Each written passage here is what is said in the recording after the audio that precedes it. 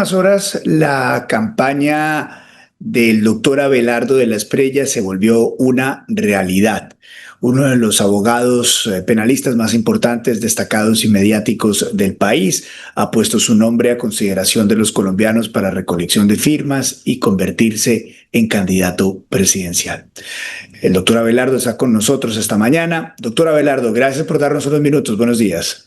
Luis Carlos, un placer estar aquí en Vélez por la mañana. Quiero de entrada felicitarte porque me impresiona que todas las mañanas se conecten 7.000, 8.000 personas, cuando en las grandes cadenas radiales se conectan 10.000. Es impresionante lo que has logrado en tan poco tiempo y eso solamente se logra con constancia, inteligencia, disciplina y valor que a ti te sobra. Te felicito.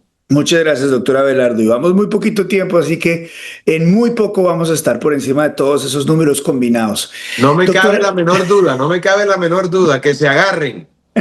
doctor Abelardo, finalmente usted presenta su candidatura. ¿Por qué termina haciéndolo? ¿Qué es lo que finalmente lo lleva a hacerlo? Luis Carlos, Colombia atraviesa sus horas más oscuras. Nunca antes en la historia republicana de nuestro país la patria había padecido tantos atropellos, tantos dislates, tanta locura, tanta corrupción, tanto delirio. Cuando la patria llama a sus buenos hijos, tienen la obligación y el deber moral de acudir a ese llamado. Y yo soy un buen hijo de la patria y he acudido firme por la patria, por una razón elemental. Desde hace mucho tiempo, Luis Carlos, yo le venía sacando el cuerpo al tema político, pero un hombre no puede escapar de su destino. Y había muchos compatriotas que veían y siguen viendo en mi nombre una esperanza para lograr salvar a nuestro país y reconstruirlo entre todos. Y entonces yo tenía la presión, esa presión encima y por supuesto ese amor por Colombia que por más bien que yo estaba en Italia en una vida absolutamente idílica, pues siempre tenía muy presente a mi patria y muy preocupado porque Colombia atraviesa, insisto, sus horas más oscuras. Yo hace muchos años en algún programa de televisión dije que solo ingresaría a la política cuando Colombia estuviera en un verdadero peligro, en un caso extremo, y yo creo que esa hora llegó y yo no podía darle, Luis Carlos, la espalda a mi país en este momento tan complicado. ¿Y Doctor, sí. cómo podía yo seguir viéndome al espejo o hablarle a mis hijos de dignidad, de patriotismo, de honor, de valentía, de ardentía, de orgullo, cuando yo le doy la espalda a Colombia en su peor momento? Tenía que hacerlo y aquí estoy. ¿Cuáles son esos tres puntos grandes que usted considera deben ser el eje de su campaña presidencial? ¿Cuáles son esas tres propuestas o esos momentos, esas variables políticas para su campaña? Bueno, si hablamos de propuestas, te las tengo todas. Si hablamos de movimientos políticos, empiezo por decirte esto. La primera fase de la campaña se llama Firme por la Patria, porque voy a hacerlo con la ayuda de Dios y de mis compatriotas a través de firmas, de mi movimiento ciudadano que se llama Defensores de la Patria. Tengo la ilusión y la intención de recoger más de 3 millones de firmas en toda la geografía nacional. Si bien necesito cerca de 700.000 firmas, creo que hay que generar un hecho político y un mensaje claro del país pensante y patriótico al petrismo, un grito que venga desde lo más profundo del alma de la colombianidad con 3 millones de firmas que digan: aquí estamos para defender la patria, vamos a poner el pecho por Colombia y no vamos a dejar que el petrismo, como un enjambre de langostas, arrase con todo. Y si me preguntas por propuestas, pues yo creo que los problemas principales de Colombia son, en este orden, la seguridad, que es un desastre. Petro ha empoderado a los delincuentes, a los terroristas y ha debilitado a las fuerzas armadas, lo ha hecho de manera deliberada, está destruyendo también la fuerza pública. La salud, que ha sido completamente también destruida y acabada por el petrismo. Y por supuesto la economía, creo que son tres ejes fundamentales. Y de la mano de estos va un tema que resulta también un flagelo terrible, tan grave o igual que el narcotráfico, que es la corrupción. Y yo tengo todos los planteamientos para eso, Luis Carlos, como los tienen muchos de los candidatos. Y la gente habla de toda suerte de propuestas. Y tú te vas a la inteligencia artificial y te dice cuáles son las soluciones para cada tema. O simplemente te buscas un asesor económico como tú, que eres brillante economista, para que te diga, hay que hacer estos recortes y tal. El problema no es ese, todos sabemos lo que hay que hacer, o sabemos quién sabe lo que hay que hacer. La gente habla de todas las recetas, pero nadie ha mencionado el ingrediente más importante, que es el valor, la determinación, la ardentía y el coraje para acometer esas decisiones por la salud de la República. Entonces aquí aparecen unos tigres que rugen mucho en campaña y que luego no muerden cuando llegan a gobernar, son unos tigres de papel. Hay dos clases de tigres, los que rugen y los que muerden. Yo hago las dos cosas. Entonces el ingrediente más importante es el valor necesario, la ardentía y la autoridad para acometer las decisiones fuertes que requiere Colombia para reencauzarla y organizar la seguridad, la economía y todo el desastre que deja el petrismo. Porque las propuestas las tenemos todos. El problema, y lo que tiene que preguntarse la gente, y ese es mi planteamiento, Luis Carlos, es a quién no se atreve la izquierda radical a quemarle el país a las 5 de la tarde del 7 de agosto del 26. Esa es la pregunta que se tiene que hacer la gente, y te lo resumo con este cuento pequeño, si me permites. Claro. Del Caribe colombiano, cuando yo estaba pelado con mi hermano, que es mayor que yo, llegamos, nos tomamos unas cervecitas, unas frías, como decimos aquí en el Caribe, y mi papá nos decía, aquí el que llegue prendido, chapeto, borracho, le meto la mano, porque yo nunca he llegado borracho aquí y no acepto borrachos aquí. Y nosotros llegábamos prendidillos y mi papá nos esperaba en la puerta de la casa. Están bebiendo, se nos quitaba la pea enseguida, se nos quitaba la borrachera enseguida. Entonces el Estado, el gobierno, tiene que producir en el ciudadano de bien respeto y admiración, porque el verdadero liderazgo se fundamenta en la sabiduría y la virtud. Y el bandido tiene que sentir pánico, terror por la acción estatal, por la acción del gobierno. Que sepan aquellos que violan la ley, que si no se someten serán dados de baja, o si no encarcelados, si se someten en los establecimientos carcelarios con las condiciones necesarias para que paguen su deuda con la sociedad y no sigan delinquiendo. Así lo veo, y es lo que hay que hacer. Aquí lo que se necesita es propuestas, por supuesto, están todas, pero si no hay valor, determinación y coraje para aplicarlas, no hacemos nada.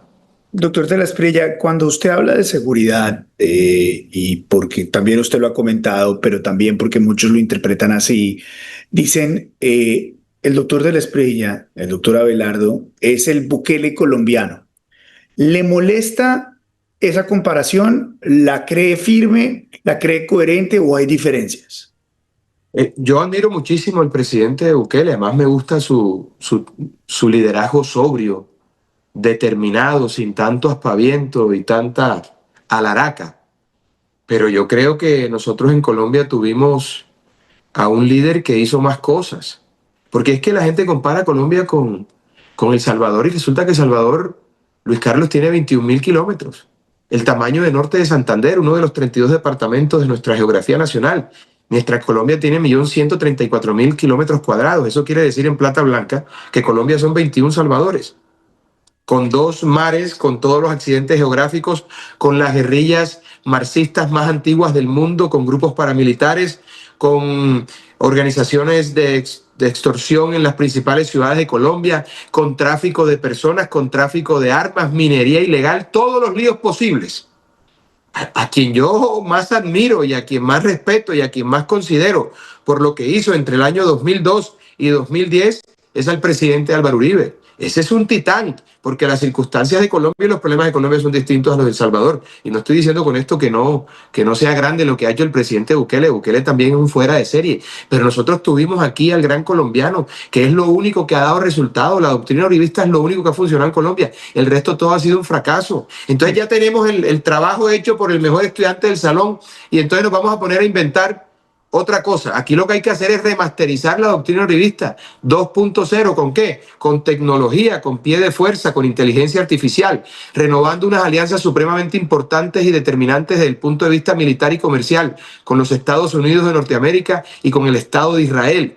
Y desde Italia abrir una nueva puerta de colaboración y cercanía con Italia, país que para mí también está en el corazón y del que soy orgullosamente también ciudadano. ¿Por qué? Porque la puerta hacia Europa de nosotros era España, y eso está perdido con el gobierno corrupto del señor Pedro Sánchez en España. De tal suerte que tenemos una oportunidad histórica de aplicar lo único que ha funcionado en Colombia, que son los 3 huevitos o el Estado comunitario del presidente Uribe. Seguridad democrática, confianza inversionista e inversión social, que sumadas generan cohesión social. ¿Por qué nos vamos a negar esa posibilidad? No es una opinión, Luis Carlos. Son números, son hechos. Uno puede tener la opinión que sea sobre el presidente Uribe, pero las matemáticas no mienten. Ahí están los resultados, sí, los números, en seguridad, en economía, en inversión social, en todo mejoró el país del año 2002 a 2010, y a mí no se me va a olvidar eso, porque yo podré tener todos los defectos del mundo, Luis Carlos, pero no soy desagradecido. Y yo le agradezco mucho al presidente Álvaro Uribe lo que hizo por la patria. Si no fuese por Uribe, nosotros no estaríamos aquí hablando. El país se hubiese perdido hace años. Doctor Abelardo, esa recuperación de la doctrina uribista que usted plantea incluye tener al expresidente Uribe dentro de su boleta electoral o participando de alguna manera dentro de su eventual gobierno. Para mí sería la fórmula ideal, pero además quiero recordarle al país que hace 8 meses quien propuso esa posibilidad, el padre de esa iniciativa soy yo, y mal haría siendo abogado proponer una fórmula que está inhabilitada. La Constitución es perfectamente clara. La Constitución lo que señala es que no podrá ser presidente de la República una persona que haya ostentado el cargo, pero no dice que una persona que ha sido presidente no pueda ser vicepresidente. Y las inhabilidades son expresas y taxativas, no se pueden aplicar de manera analógica. Cada cargo trae una lista de inhabilidades, y para ser vicepresidente no hay ninguna inhabilidad cuando la persona ha sido anteriormente presidente de la República. Ahora voy más allá. En caso del titular, el vicepresidente llegaría no por elección, sino para cubrir la falta absoluta del titular del cargo, que es una figura completamente distinta desde el punto de vista jurídico. Ahora no lo digo yo, lo han dicho connotados abogados constitucionalistas, sí, como el doctor Germán Calderón España. O sea, esto no es invento mío. Incluso detractores políticos del presidente Uribe que son abogados han salido a señalar que eso es perfectamente viable. Para mí sería la fórmula ideal, y te la digo hoy: vicepresidente, el presidente Álvaro Uribe, y ministro de Defensa al tiempo. Eso ayudaría muchísimo. Eso nos ahorraría mucho tiempo, y en 4 años, con esa experiencia del presidente Uribe, con esa sabiduría y con los bríos que tengo yo a mis próximos 47 años, creo que haríamos el binomio perfecto. Creo que sería la fórmula ideal, entre otras cosas, porque yo reconozco en el presidente Uribe a un gran líder, a un gran referente para mí. Yo le quiero y le respeto al presidente Uribe como si de un padre se tratara. Así sí, lo siento. Y yo sé que él me ve también a mí como un hijo. Entonces sería perfecto, porque a los dos nos une el sentimiento patriótico, este amor irrenunciable por Colombia que llevamos entre pecho y espalda, mi querido Luis Carlos. Doctor Abelardo, ¿y eso qué significa para el Centro Democrático y para el Partido Centro Democrático? Porque el presidente Uribe tiene su partido y eventualmente va a tener que participar en la llegada de un candidato de la derecha en Colombia. ¿Qué significa que usted presente al expresidente Álvaro Uribe como su fórmula vicepresidencial? ¿Eso rompe al Centro Democrático? ¿Qué genera dentro del Centro Democrático? ¿Cómo lo lee usted? No, si yo tuviese la intención de hacerle daño al Centro Democrático, pues me hubiese metido al Centro Democrático y estuviese aspirando a la presidencia como precandidato del Centro Democrático. Yo nunca he pertenecido al Partido Centro Democrático. Yo soy uribista, y hay más uribismo que Centro Democrático. Entonces yo lo que tengo claro es que no podemos tener al Messi de la política, a propósito de tu gran afición, Luis Carlos, por el fútbol, y la de tu señor padre, que es una autoridad en la materia. Yo necesito aprender un poco más de eso, porque debo reconocer que no soy tan bueno para ese tema. No podemos tener al Messi de la política sentado en la banca. Eso es un despropósito.